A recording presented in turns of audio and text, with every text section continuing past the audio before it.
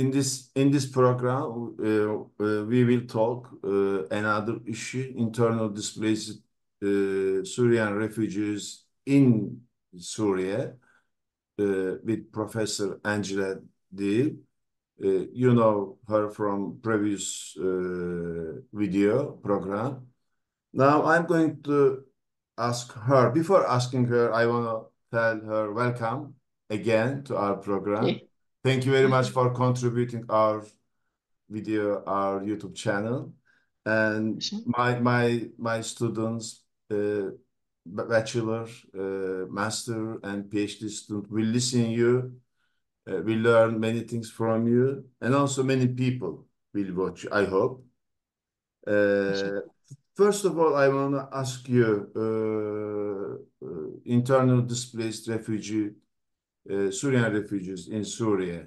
What can you say as general? Numbers, locations, etc.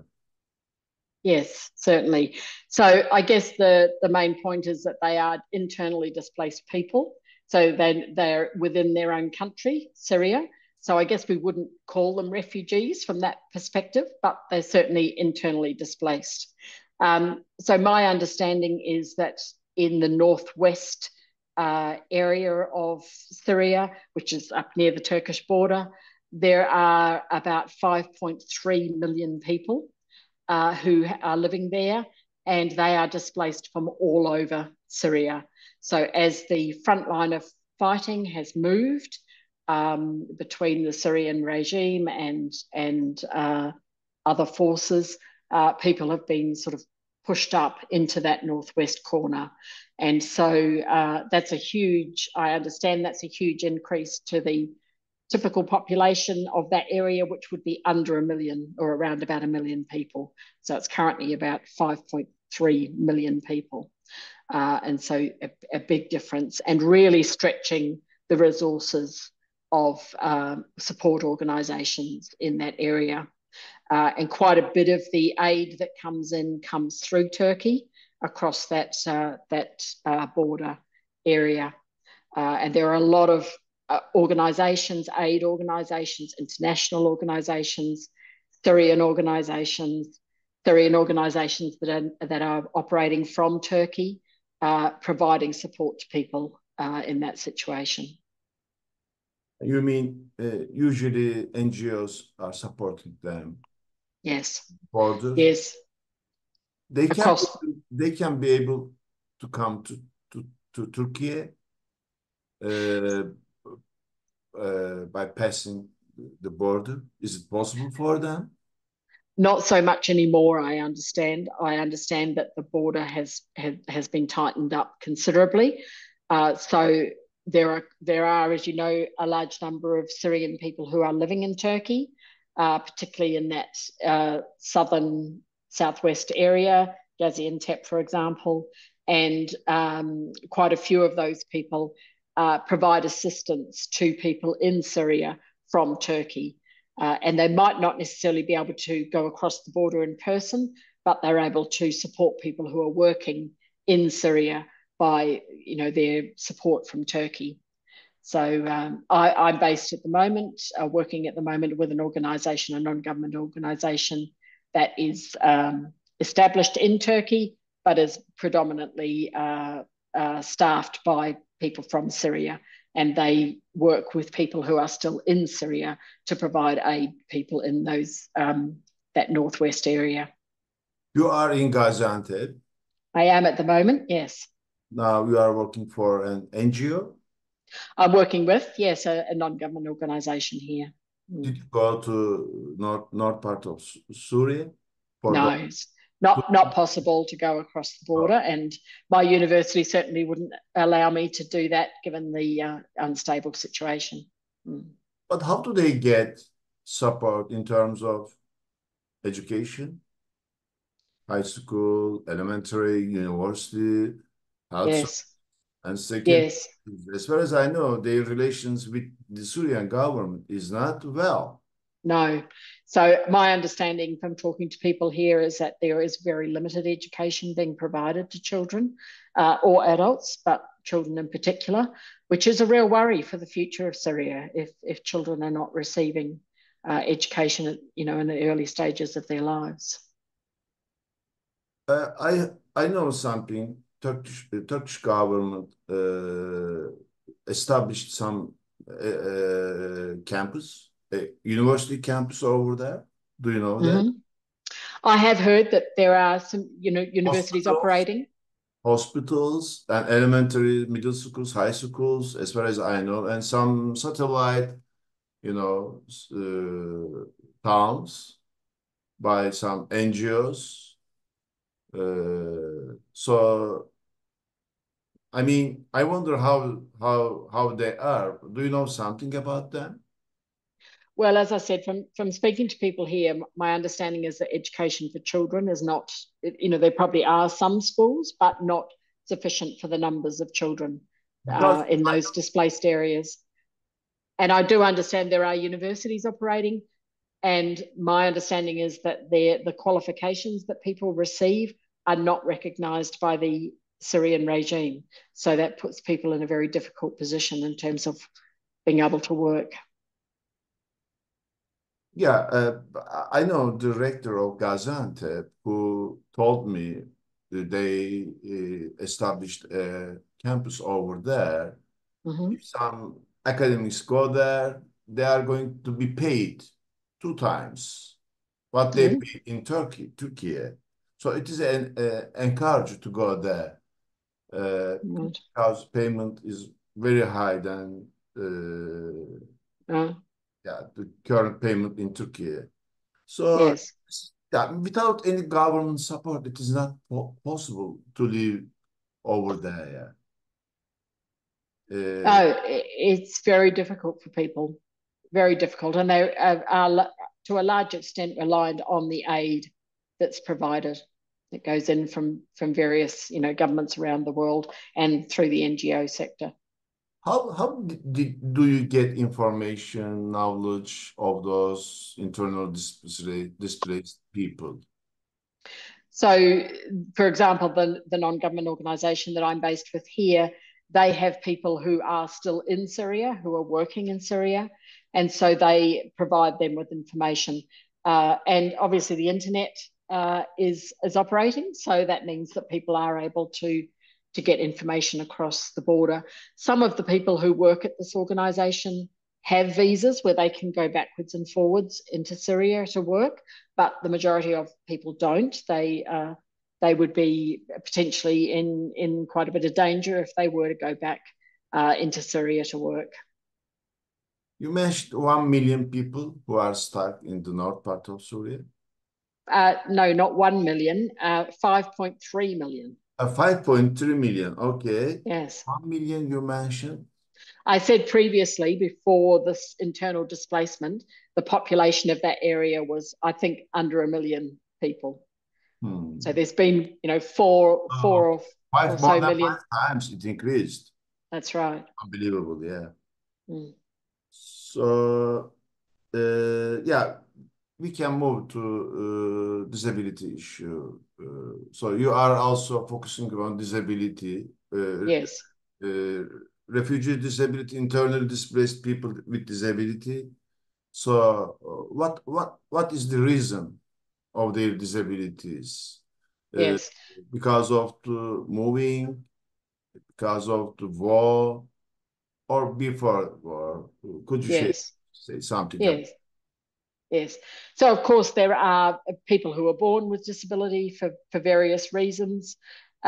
Certainly, in terms of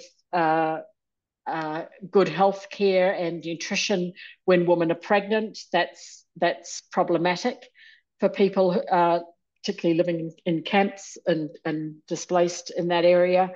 And so that can cause birth abnormalities and difficulties for children. And so sometimes that's the cause of disability. But I think more and more the disability is caused by due to the conflict. So there are many, many people I understand who have lost limbs due to unexploded ordnance, and particularly children who then might go and pick up something that they find on the ground, which is in fact a landmine that's not been detonated and that explodes on them, resulting in loss of arm or a leg or both, or and so a fair amount of disability. I don't know the figures. I don't think there are figures around it, but my understanding from talking to people in this organisation is that that's quite a high proportion of people have disability as a result of conflict, and it could also be, through bullet wounds and so on, depending on how close they were to the fighting. Yeah. There are also many people with psychosocial disability, with mental health issues, because people have been living under traumatic situations. This is now 13 years since the war started. And so, people have been living with a lot of uncertainty. People have been displaced from their homes. That's really traumatic for people, obviously. They've maybe lost loved ones or had family members detained. And so, there's a lot of psychological damage done to people because of that. What about earthquake? After the earthquake, did the number of disability people increase? I can only imagine so. Again, I haven't seen any particular figures around that, but one would imagine that would be the case. And it certainly created major problems in northwest Syria, as it did in Turkey, but in northwest Syria around housing for people, that whatever housing was there was damaged or destroyed, and a lot more people are living in camps and under canvas as a result of it. Did you hear that, or do you know any? How many people went back to Syria after earthquake from Turkey to northern Syria? I don't know that. I'm sorry. Yeah, no, not sure. But you may not know the number, but some people go. Do you know that? I haven't heard that, Oh, but could be the case. But I haven't been told that. Mm. yeah. I mean, maybe if they didn't go, people are constant living in Turkey. Oh, they would definitely have people. Yes, know people, have relatives. Yeah. What about children, unaccompanied children? Yeah, they don't have parents. They lost Yes. their parents, mother and fathers. They are living without any parent. So, do you know something about those? I've certainly heard that is the case. I mean, we know that a lot of unaccompanied children made their way to Europe. I know countries like Sweden had quite a large intake of unaccompanied children. That was a policy of the government to make sure that those children were given priority. And that's also obviously the case throughout, for people from Syria, that they would have lost one or both parents or become separated from them. And so, yeah, certainly there would be children in that situation. Again, I don't know the numbers. I think there's just, very little data around this circumstance within Syria, particularly. I don't know the process. How is it working for unaccompanied children? I mean, if they are taken by any government, by any country, by any institution or NGO, how they are, traced, how their history known. I mean, if I want to know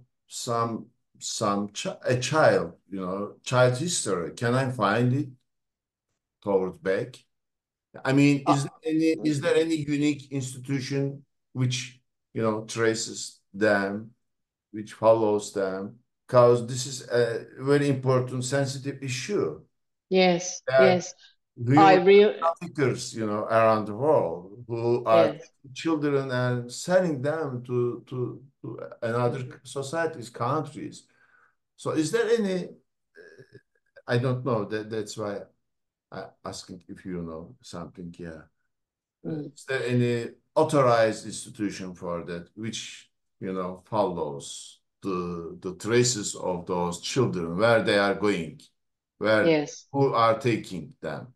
Yes, it's not an area I know anything about either, Orhan, but I would imagine organisations like Save the Children, perhaps the Red Cross, might be looking at for some of those situations. But how systematic it is, I really don't know. Mm. But it is a terrible situation for those young people. Mm. Terrible, yeah, very terrible, and Mm. also it is exploited by many, Yes. illegal organizations. Yeah. Mm. Those NGOs are working for internally displaced or refugees, okay, Syrian refugees especially. Also, they are accepting or they are managing their refugee issue processes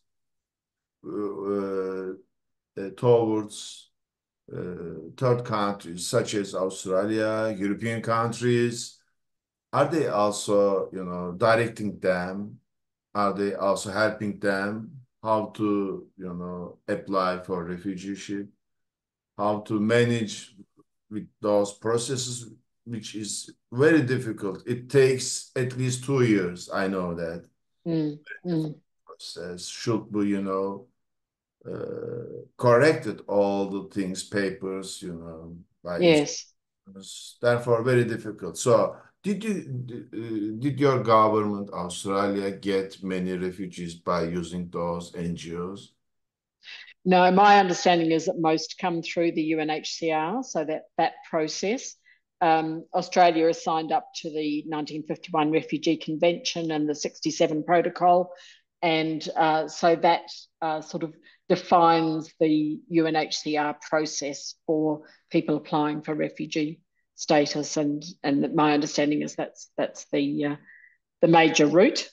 Um, I'm not aware that NGOs are assisting people with that. I think they're probably referring them to the UNHCR so that they do go through those more official channels.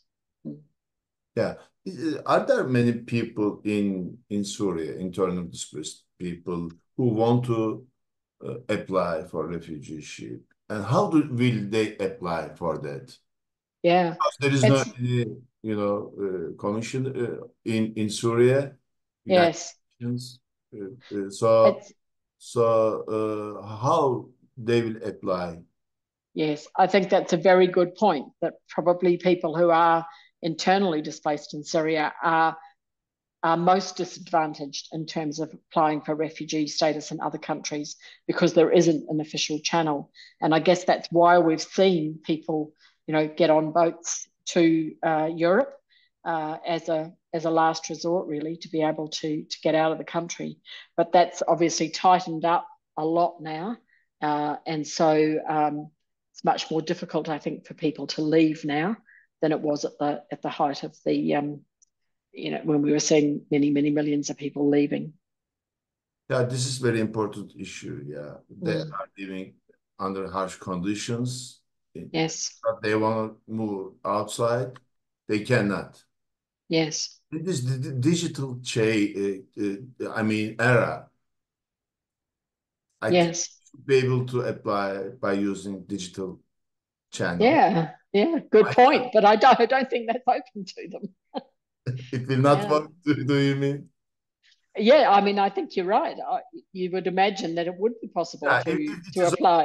if it Mm. is open, they know that the number of that will increase so much. Yeah, so that's the reason Yeah, they don't want to open it. yes, I'm sure. Uh, That's right. I want to talk European Union, refugee and immigration policies, but we don't have time for that. So I will. And I'm no expert in it either. Okay. So do you have something to tell now at the end of the program?